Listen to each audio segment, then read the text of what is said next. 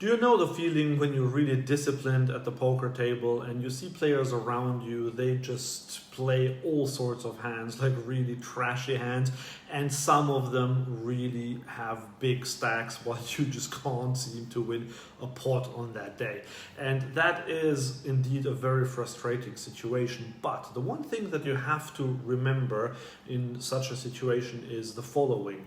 Because you do everything right, in terms of like playing very tight and playing fundamentally sound poker, long term you will make money. But the thing is that your brain plays a trick on you because it sees these other players doing so well, although they play such terrible hands. But what you shouldn't forget is if you sit at a table with, say, 7 other opponents and all 7 of them play this super loose style, yes, some of them will do really well on that day, but what you don't see is that there's a few others are not doing that well. And then next time it'll be someone else's turn to do that well, but the players who did well the time before, they will now be losing the next time.